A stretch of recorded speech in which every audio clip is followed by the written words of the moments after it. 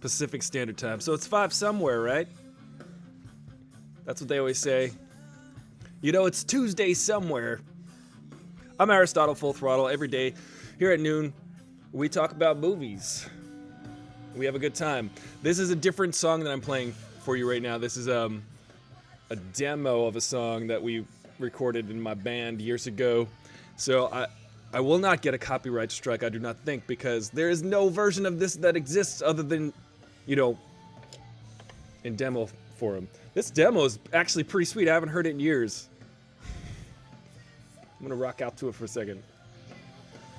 Anyway, yeah, so I figure that's a workaround. Guys, I'm very excited. It's summertime. It's the solstice. It's midsummer, as it were. If you guys were out all night the other night worshiping the summer solstice, well, that's cool. I mean, I'd like to try that. Did you guys see Midsummer? That was a fun one. What's up, Mom? What's up, Kelsey? What's up, WO88? Just gonna wait till a couple people trickle in, but today's topic of discussion will be whether or not you are going to be brave enough to go to the movie theater this summer. What kind of crazy person will do that? A giant enclosed space where there's like other human beings breathing all over you? How are you gonna eat your popcorn? Cut a hole in your mask? Maybe they'll make popcorn troughs where they'll attach to your face and you just wear a headband and it'll strap to your face. It'll be great. Oh, this is a cool part of the song. Ready? Dig it.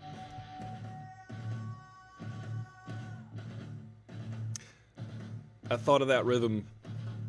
It's gunfire. It goes on a lot in the demo. We cut it short on the recording. You know, it's funny because that part of that song came to me one morning because I was, my singer would like play Call of Duty every morning. Every morning, I'd wake up to Call of Duty. Pop, pop, pop, pop, pop, pop, pop, pop, pop, pop, pop, guns firing. It was like a war zone, except it was, you know, like a motel room in Kansas or something. And I was coming out the shower one time, but I just hear like the gunfire as I would every morning. Pop, pop, pop, pop, pop, pop, pop, pop, pop, pop, because we would play video games in the motel rooms because I had a really special modded Xbox that you could hook up to TVs anywhere. It had all the games inside of it. It's science. I'll tell you about it some other time. It's technologically advanced. It's from the future. My Xbox was from aliens from the future. And what I would do is hook it up to the little groovy outro here. Little bass line. So thank you, Veda, for playing our intro song. So I come out the shower and I hear this gunfire. Pop, pop, pop, pop, pop, pop, pop, pop, pop, pop, pop, pop, pop, pop. And then I hear pop, pop, pop, pop, pop, pop, pop, pop, pop, pop, pop. And then I was like, oh, that's cool. Let's put that in a song. And everybody was like, what? And I was like, that rhythm, you guys heard that, right? Pop, pop, pop, pop, pop, pop, pop, pop, pop, pop, pop. And they were like, huh? And then fast forward, cut to us all driving to IHOP that morning in the van. Pop, pop, pop, pop, pop, pop, pop, pop, pop, pop, pop. We were singing this part. Ready for it? We were singing this.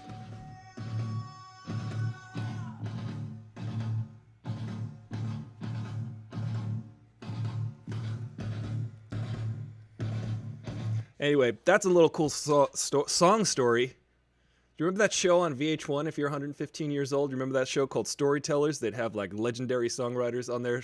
And they'd be like, I wrote this song and this is how I wrote it. Well, that's how I wrote that. Sometimes you get inspiration from the craziest things. And I've found that in crazy times of struggle and in wartime and in times where we find a lot of difficult situations going on around us, some of the best art happens. And not saying that that's some of the best art, but I'm just saying that violent and turbulent times can produce inspiration. You'll find it in the strangest places. And I found it in Call of Duty in a hotel room in like Nebraska. Bop, bop, bop, bop, bop, bop, bop, bop, bop, bop, bop. That's catchy. Gunfire. Guys, Christopher Nolan, one of the greatest filmmakers alive today. Yeah, probably one of the greatest filmmakers ever. I really enjoy his movies. I've seen every single one of his movies in the movie theater. Every single one except for this very, very, very first feature called Following. That was kind of an independent released movie, and then there was a movie called Memento that came out in the year 2000, 2001. I saw that movie 2001. I saw it at Sundance, at the Sundance Film Festival, when I was but a wee child. I was this tall. I mean, I was the same height. You guys know that I'm 6'3". I've grown 1 inch since I was 12 or 13 years old. I've grown 1 inch since then. So imagine what that was like.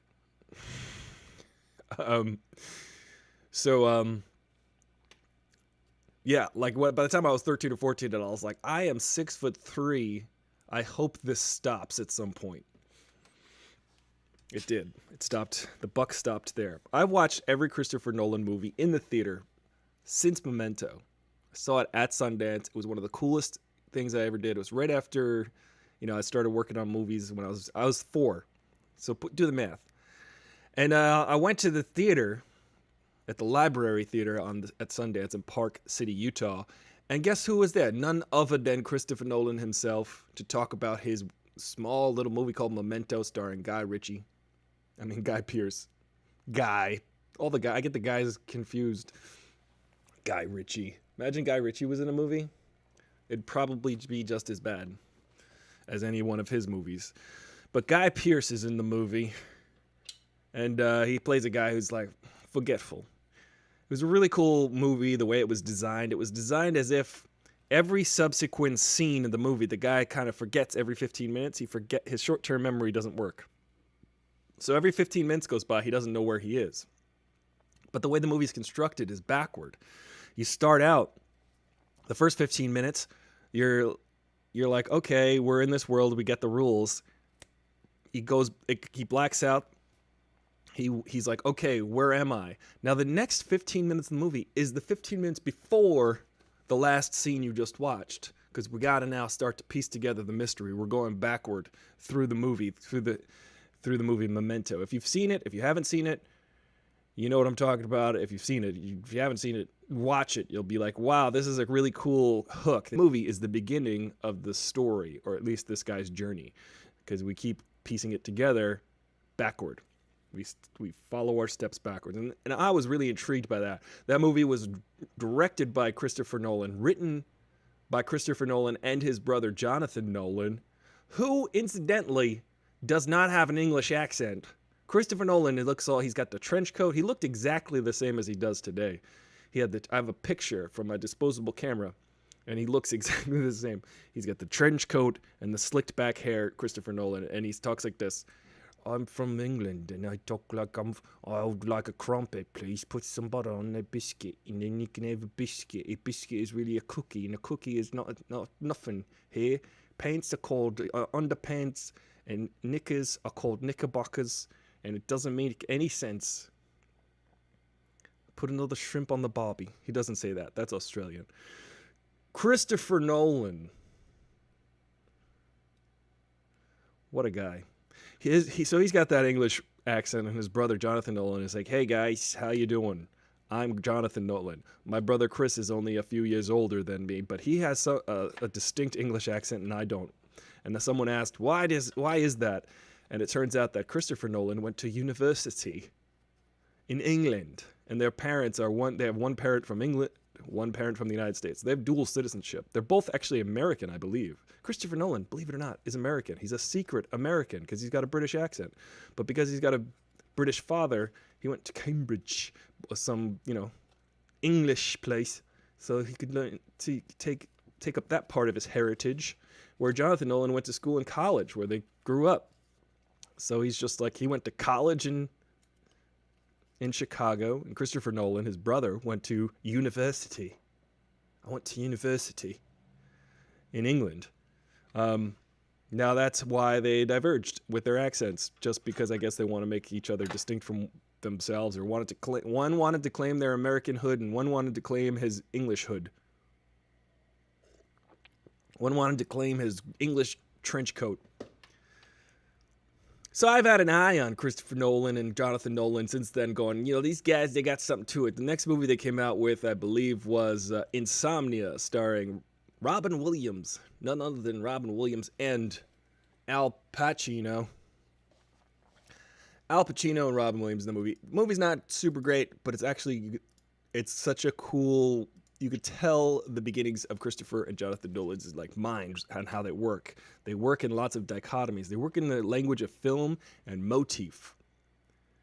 And they give you a setting. Insomnia, it's 24/7. It's basically this time of year in Alaska, I guess. 24 hours of sunlight. Or maybe that's winter. I don't remember. Probably now.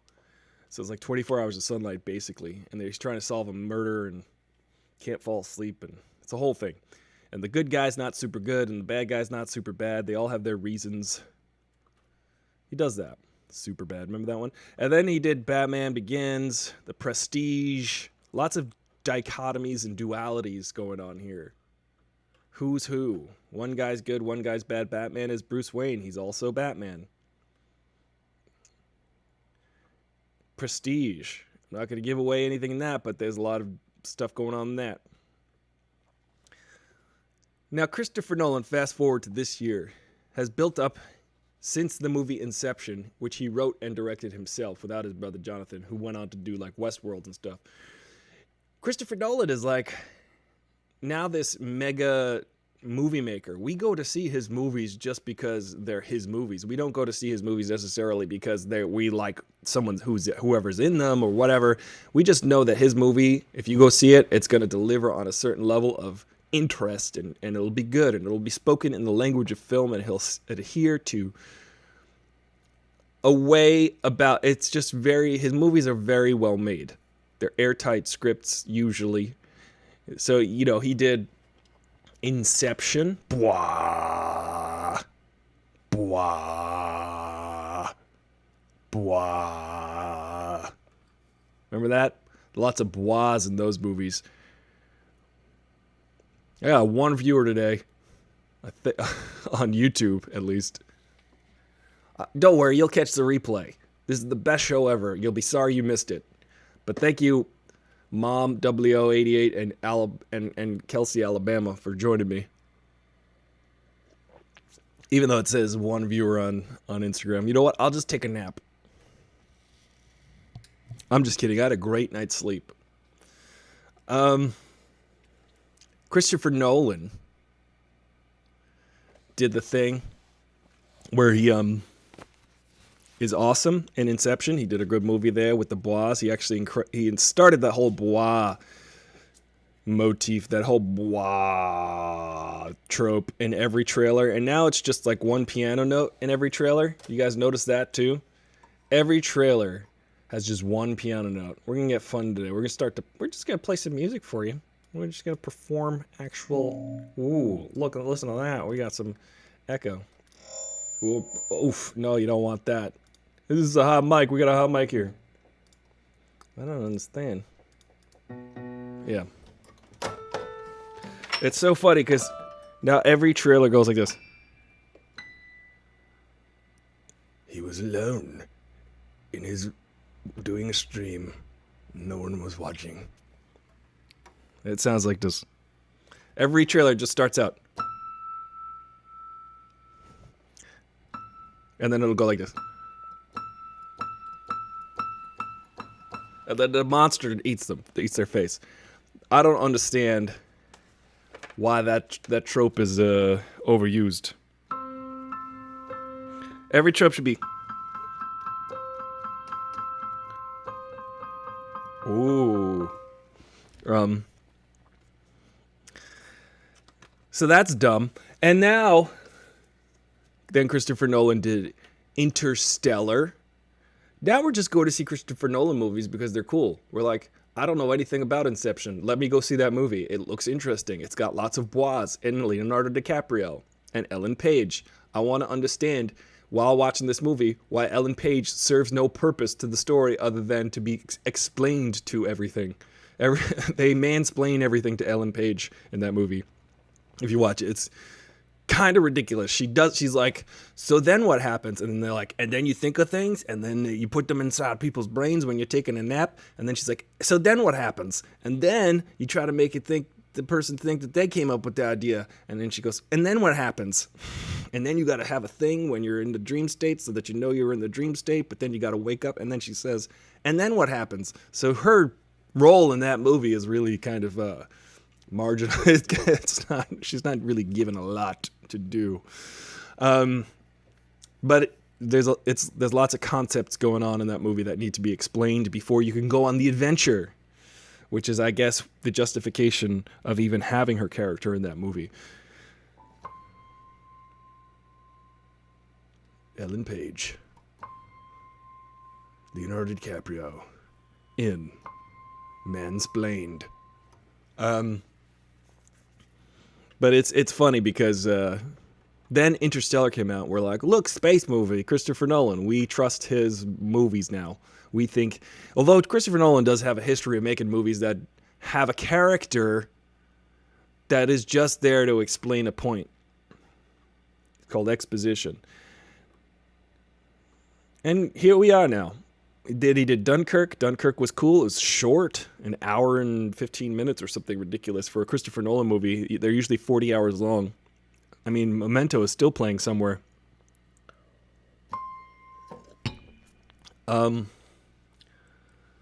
Tenet. Now that we're in a, hey, Sumerian. Now that we're in a pandemic, we should realize, I guess we're worried about going to giant indoor spaces like this weekend, guys. Remember that gigantic rally in Tulsa, Oklahoma? Thrown by the president? We were warned. We were told it was going to be gigantic. Hey, Kirk A. Johnson. Nice to see you. We're talking about Christopher Nolan movies. And whether or not you're going to be compelled to go to the actual movie theater this July to go see Tenet. Now, I mentioned earlier that the movie Memento has a weirdly constructed format, which was never really been done before. Every 15 minutes of that movie, every scene that you watch, the movie goes backwards. It's kind of interestingly constructed. Which I think, my theory is, that Tenet will also be oddly constructed. It will be weirdly palindromic. I think the word tenant and the poster, the way things are kind of like split down the middle and one way and the other way. Now, mark my words. I've been saying this for months now. I've been saying this for almost a year or whenever since the trailer came out. I guarantee that the movie is going to be in a palindromic structure, or at least the scenes will be that way. We'll enter a scene, and then halfway through the scene, everything will have to flip and reverse and then go backward, but the character will follow forward. So it's going to be like exactly like the Prince of Persia, The Sands of Time video game from like 15 years ago. You're going to push a button and everything will reverse.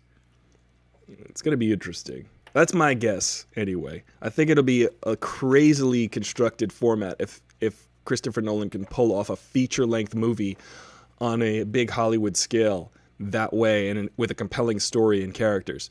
I think he can do it. He's done it before. He did a whole movie on, like, astrophysics. But I don't know. Is that enough to make us go to the movies? Is a Trump rally enough to make us want to go inside of a giant arena? Guys, I heard that Trump got trolled this weekend. He suffered what is called a narcissistic injury. The man has narcissism. So when he does something where he pumps it up and says how much he's going to be amazing and there's going to be 20,000 attendees at his thing, which was actually almost a quarter of that. It hurts his ego, and that's all he exists to serve. Now, we have to get a grip on that.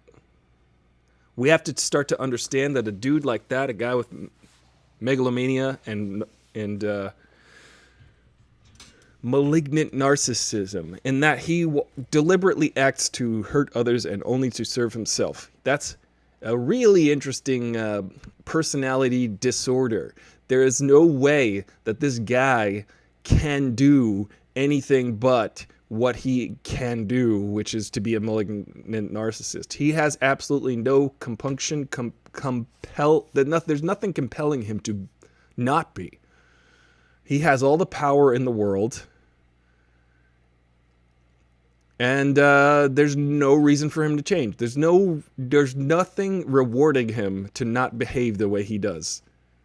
So he will always be that way. Now, if you think that he's going to change, and if you think that, oh, well, we should give him a chance after it's been 3.5 years of his presidency, if you're like, we need to give him a chance, it's gone.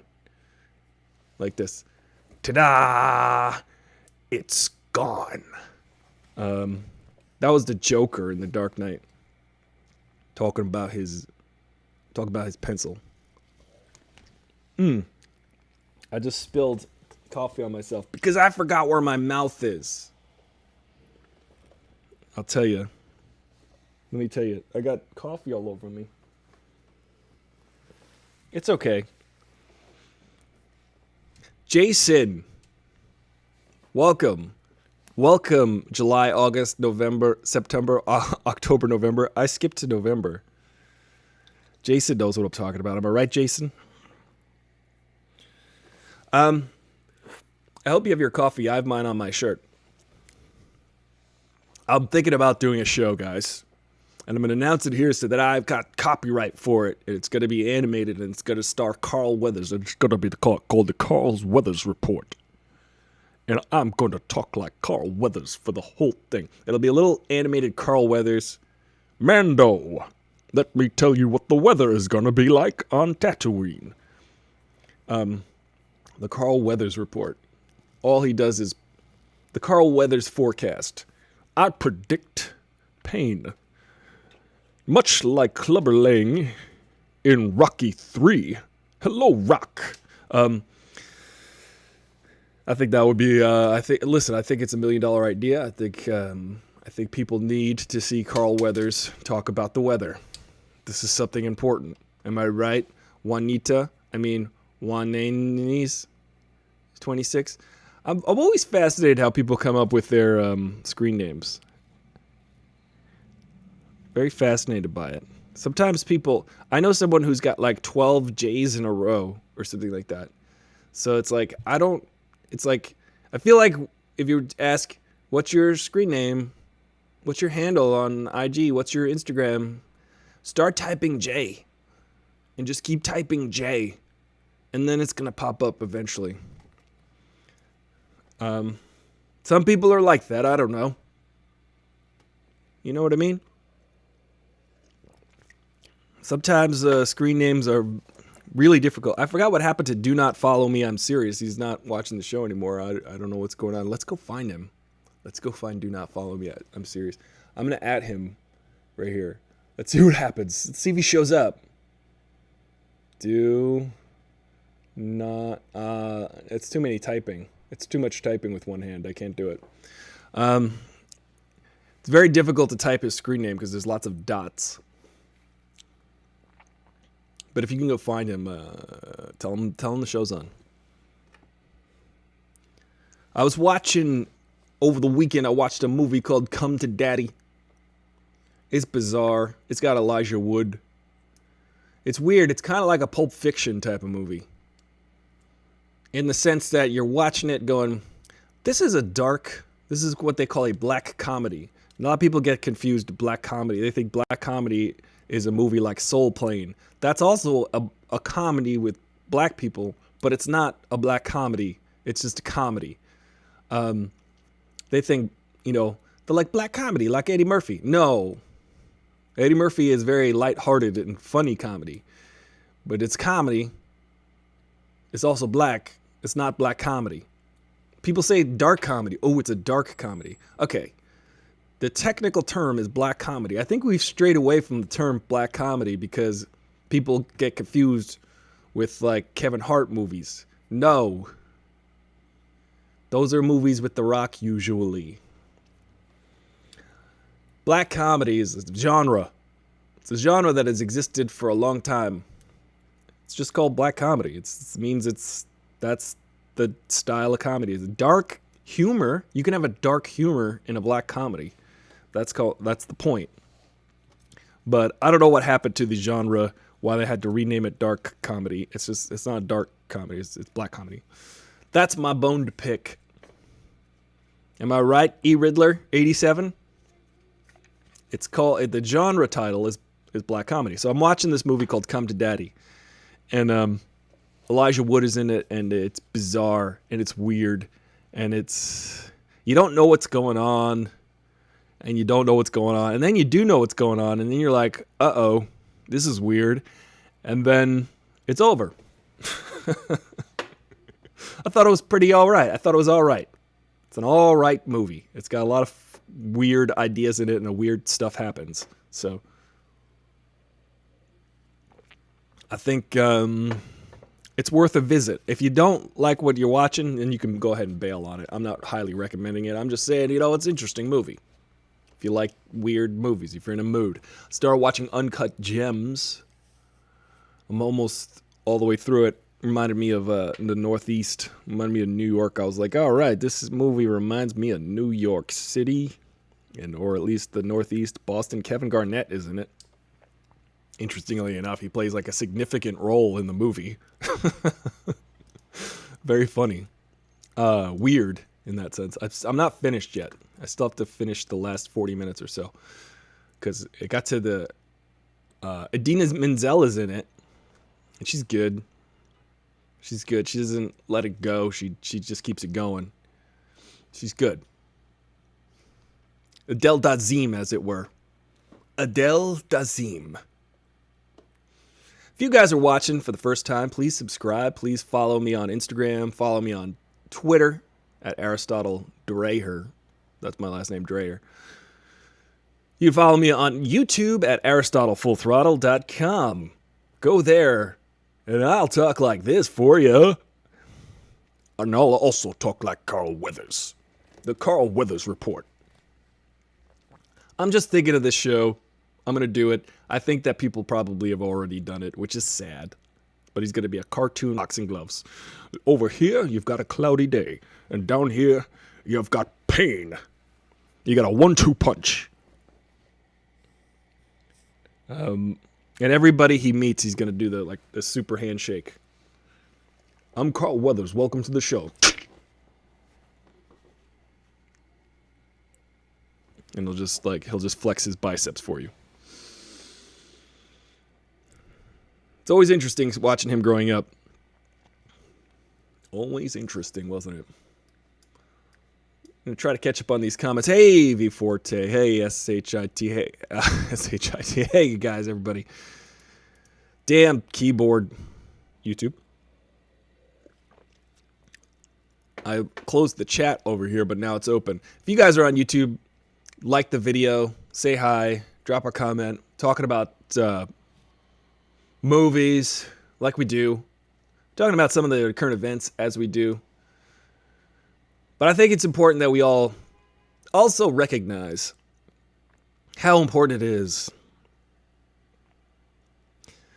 to be real, to be consistent. Right now is an unprecedented time in American history, let alone world history. We're in an incredible pandemic situation that people seem to think it has something to do with rights. You can't take away my rights. Guys, it's not about that. It's about being a decent human being. You wearing a mask means that you care about those around you. So if you're not wearing a mask in public, particularly in the state of California, particularly in the condensed populated area of Los Angeles, if you're not wearing a mask in a public shared space, all you're saying is, F all y'all. I don't give a crap. I am not considerate. That's people who lived through that in Asia. Look at a mask. Look at people who are wearing a mask as a sign of respect. They look at that person and they're like, oh, this person is sick. They are being respectful by not trying to be as contagious as they would if they were not wearing a mask. How considerate of that person. Good person you are. Good on you. wear a mask. Damn it. It's so simple. Nobody's telling you not to go out. Nobody's telling you not to do things. They're saying, if you do, keep a respectful distance, wear a mask. And I think that this whole coronavirus situation, I almost sounded like Trump there. Here's a little insight, guys. If you ever hear me like ramble on and not start to make any sense, it's because I might have lost the thread. And then I noticed I was watching back to a couple of shows, and whenever that happens, it's happened a couple times. I'm getting better at not doing that. But the problem is, when that happens, I start to sound a little like Trump. So I can verify for you, Trump doesn't know what the hell he's saying ever. But I think this whole coronavirus situation is going to delineate for me, sadly, it's kind of like a razor. It makes me go, oh, there are folks who fundamentally do not give a crap about other folks. And that is why they decide that it's their right to not wear a mask. It's like, come on. Just, if you were to walk into, as you don't know that you're a carrier of something, with ill regard for that person, the other people's safety, it tells me a lot about you. It really does. And you might make excuses. Oh, well, if you're someone who's out there going Black Lives Matter, Black Lives Matter, if you are out there protesting the injustices that have happened since literally forever, and you're not wearing a mask, remember that the people most affected by coronavirus are those who are underprivileged and minorities in the United States. The United States has the worst per capita infection rate for coronavirus on account of us being giant babies and not wanting to wear a mask. And to those of you, listen, I understand. You might find it challenging to keep your distance. You might find it difficult and annoying to wear a mask. And to you, I say, suck it up full throttle every day at noon. Today's a little slow. Hey guys, later on this week I might go to the beach, so I might have to delay a show, postpone a show, not do a show even one day this week. But that all depends. Relaxing. Yeah. There's certain find out who ourselves are because we're spending a lot of time. Situations that are unfortunate in a lockdown coronavirus situation, or at least a social distancing lifestyle, because you might be stuck with people that are toxic to you and you have no way to get out of that situation. And for that, I am sorry. If you are in a toxic situation, there are numbers you can call. There are apps you can use in order to reach out to people who can listen to you. Maybe I'll call up. You know what? This show might even have sponsorship one day. If we can go from 8 viewers to show, I really hope we could. I hope that you will join me. But if you're watching this and you want to subscribe on, 5 words I swear to you. When you breathe, I want to be the air for you. I'll be there for you. I'll live and I'll die for you. Steal stars from the sky. Spoken word, Bon Jovi, done again. I am sorry.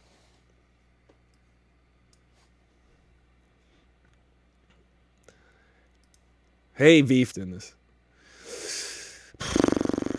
Carl Weathers movie career. I don't understand why my Twitter is broken.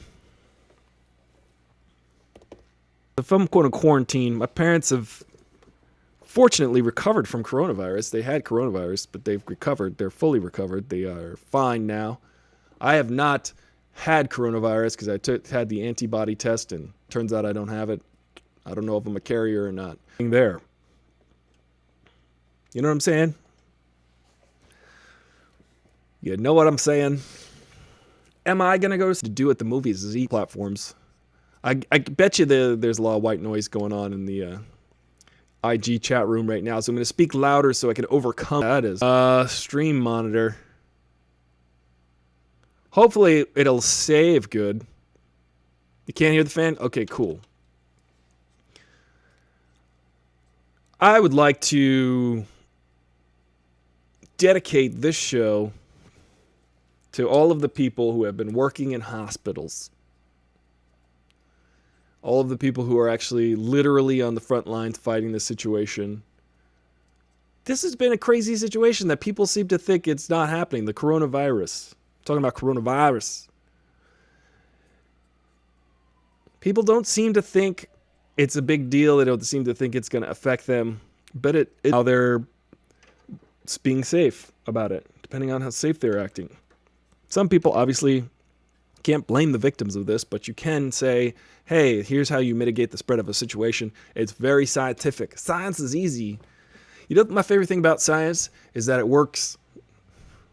It works every time. And when it doesn't work, it's not science. That's just how science works. It's so great, isn't it? Science literally is like, if there is no data, if it does not work, if it is not predictive of what is to come, story with in the United States, science is truth. If you don't think that that's fair to say, then you don't understand or respect no data. If we cannot aggregate information that is verifiable by everyone else, like you can do it, like Oprah, you can do it. If you take a thing like global warming, science is like, here's how global warming works. Y'all can try it, do all the exact same tests we did, and you will find the exact same results.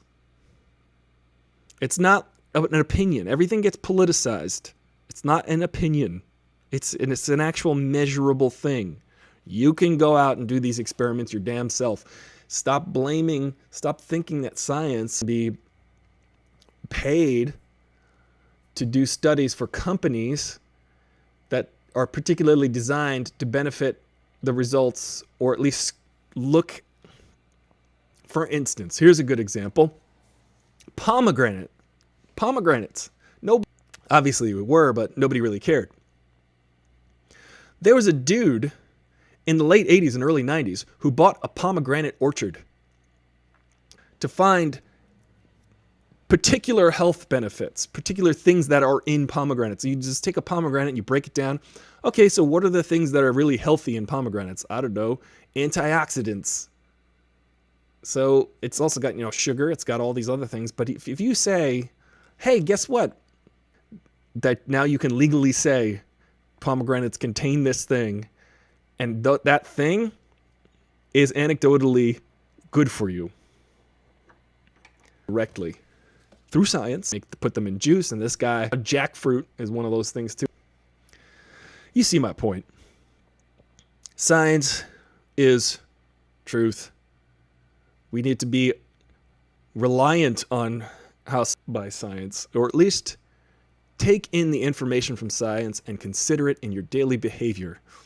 Because science is not going to sit there and make stuff up just for an agenda. I once had someone ask me, well, I don't know.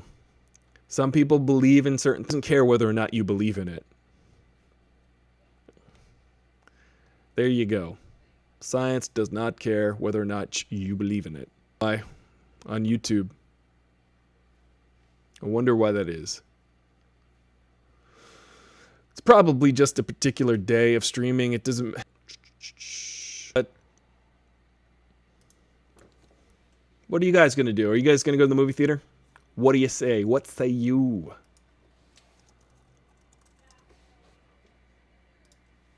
I'm just trying to confirm my email here. Doing some tweaming. I don't understand. You heard this from me, but I'm not a fan of that whole situation. Because by them, and if one person has the coronavirus, they're getting exposed, and etc., etc. And everyone who comes in and out of the building could be. Just be considerate. Stand 20 feet away from the door. Stop hanging out in the doorway. Be considerate. Be kind. Be good. Be consistent. If you want to sit there and say Black Lives Matter and then walk around without a mask on, then you're end of the moment. Well, we've done it. We've solved racism. We're going to have to constantly bang on that drum. I'm going to start closing down some of these programs on my computer right now because I don't understand why my slow streaming. It's a weak stream.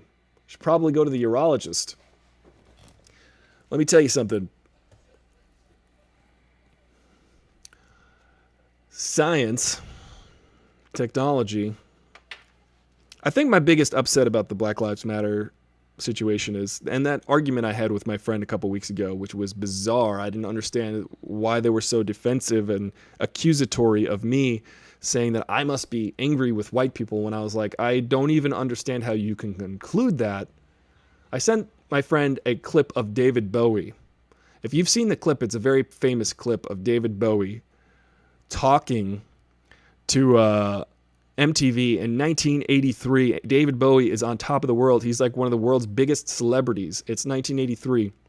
And he says to the interviewer, at the end of the interview, politely asks him, guys, and now this is the context. He says to the interviewer, okay, well, you've asked me all the questions. Now I have a question for you. Why is it that MTV, the gatekeeper for all music today, with all of your fabulous music videos, how come you're not playing a lot of black artists that I have been noticed who have fantastic music videos, and I haven't seen you haven't been playing music videos by any of these artists? I don't, what? And then the interviewer is just like, he's kind of a schmo, and he's just, well, you know, the Midwest, and they're not ready for black. Well, we play Prince. He's black, right? The interview is just bizarre. He's just kind of flounders, and that's not the point. The point of the question that David Bowie is asking is, hey, I know you don't have a good answer for this, because there is no good answer for this. You should be playing, if you want to be playing music on your channel that is amazing and fabulous, why aren't you playing all of the stuff that's available, but you're selectively only playing white artists? And they had no answer to that. And it was an interesting, revealing question that David Bowie was asking of this interviewer. However, my particular friend, who happens to also be white, was like, wow, that must have been really awkward for that interviewer. And I was like, that's like actually literally the point. The point is David Bowie was calling MTV on their spot in an interview and saying, I'm David Bowie. You guys are literally on my jock. I would like to reveal publicly, expose. He's just like, he's asking a legitimate question, asking MTV, you ought to be playing. If you're going to be playing me, you should also be playing these other artists who are fantastic and fabulous. And why don't you? And the interviewer just was like, well, you know, Midwestern America, they're not ready. Everybody's not Los Angeles and New York City. They're not ready for black people. Which is a complete, absolute, utter lie. Because guess what? As soon as they started playing, Michael Jackson, as soon as they started playing NWA, as soon as they started playing Snoop Dogg and Dr. Dre, the number one consumer of black artists was Midwestern white kids. So it was clear that MTV had been a gatekeeper and had just only selectively let certain artists in. But when they started to do that, guess what happened? Boom! Immediately made them more, they were like, I guess we gotta play Yo MTV Raps, I guess. trying to diversify. And my friend was just like, yes, K-Ferg. K-Ferg, welcome to the show. But do you see what I'm saying? David Bowie was asking an incredibly good question that needed to be asked. And the only person who had the status to ask that with impunity was someone like David Bowie, because people would actually listen. And she just said, but that was so uncomfortable to watch. What is that interviewer going to do? Solve racism? And I'm like, that's not the question. That's not the point. That's so not the point. He's not trying to solve racism. He's trying to raise the question and the awareness of it. Because he's David Bowie, future husband to Iman, future father to his daughter. I forget her name. But amazing. Like, it's revealing. And then my friend said to me, well, I don't understand. You don't need to educate me with this clip. And I was like, I wasn't educating you with this clip. I was sending this clip to you because you're a fan of David Bowie and I'm a fan of David Bowie. And I think David Bowie is amazing for asking this question. And they said, well, why are you so mad at white folks? And I was like, wait, I don't understand how you went from me talking about the thin white duke being a rock star and a rebel and being awesome in a moment.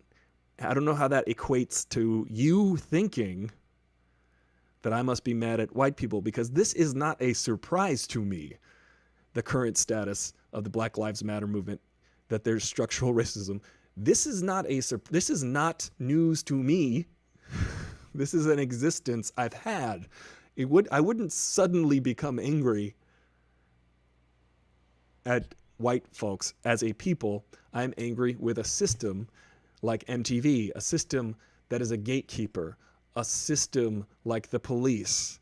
That police system is designed to keep black people down. It is. It's designed that way. So we need to redesign it.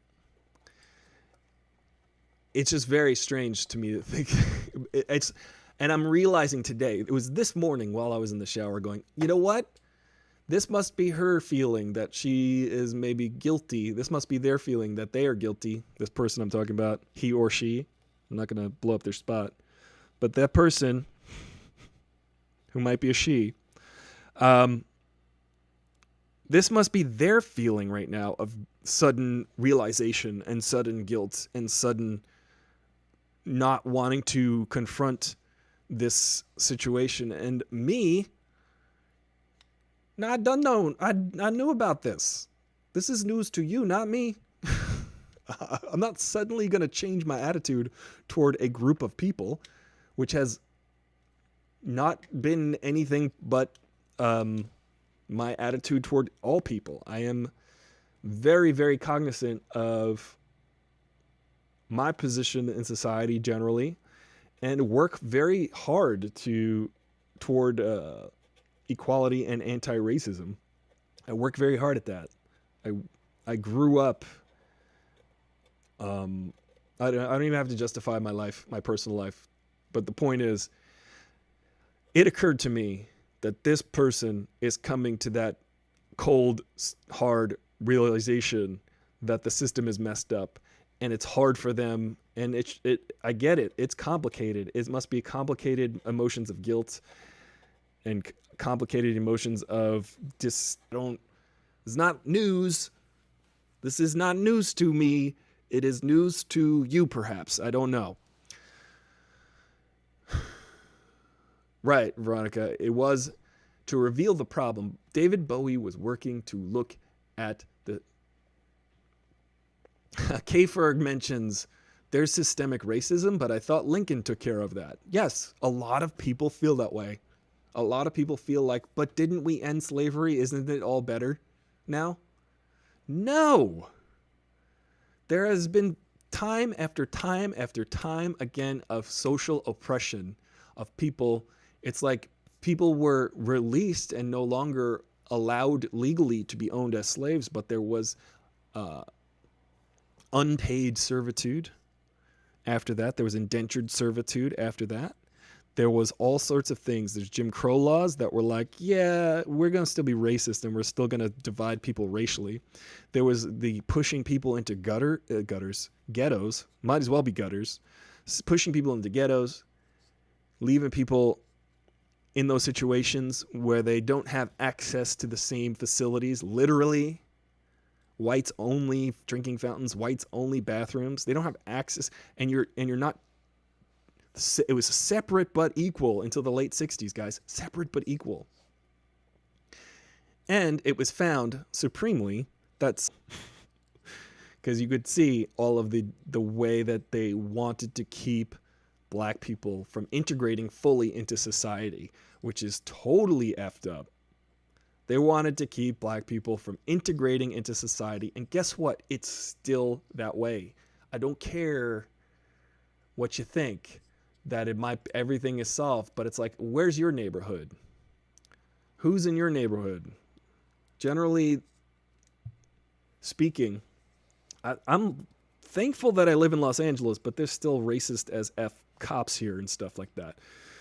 I mean, just a couple weeks ago, there was a guy beaten for no reason because they thought he was looting, and he was carrying a pair of sneakers which he had a receipt for in a bag, and 4 cops jump up on top of him and start beating him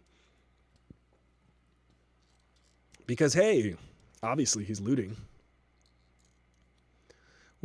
Yeah, exactly. What is your neighborhood? Is your neighborhood integrated? My school system in Bayshore, after I went to Islip, which was the white school district I talk about in my TikTok, I only got a couple minutes left on Instagram, but my school system in Bayshore, Long Island, active. There are black areas, there are Hispanic areas, there are white areas. It's all separate. So what they did is they created a lottery, because there are several elementary schools and a giant middle school and a giant high school. So there were several elementary schools. And what they had to do was create a randomized lottery so that you maybe perhaps grew up next to an elementary school, but you didn't go to that school because it was the closest. You went to a school because you were in a randomized lottery so that that school could be integrated structurally. There was an active redesign of the student body of the elementary schools in Bayshore so that the kids could grow up integrated. Because society is still segregated in so many ways. It's just really weird. Why? It's weird. But if you think, you know, people literally will verbalize, uh-oh, black people are moving into the neighborhood. Black people might say, uh-oh, white people are moving into the neighborhood. Now, that's called gentrification, right? Hipsters, white folks move into a neighborhood. It's gentrified, they call that. When white people move in, it's gentrification. When black people move in, it's called, like a lot of people like to move away. It's really frustrating because, and it is a true fact, real estate has been racist. Looking for property is race. They genuinely tell people that houses are unavailable if they are a minority. I forget who it is. It might be Chris Rock. He actually sends a white lady in his place whenever he's looking for property or places because he understands that that's what he has to do, even as Chris Rock. See you guys tomorrow on Instagram. Oh, poor connection. And I can save it. Cool. But I'll tell you something, guys. We live in a weird, weird world. It's weirder than Maz. Get your ass to Maz. I'm gonna wrap up the stream. I know that there's problems with the stream, but thank you for joining me today. I will watch the rest of Uncut Gems, and I'll let you know how it is. Thanks, K-Ferg, for being strong, staying with us. You are the king. That's what the K stands for. Thanks so much. I appreciate you. I'm Aristotle, full throttle. Your bro in the know with the fro. And I will see you tomorrow.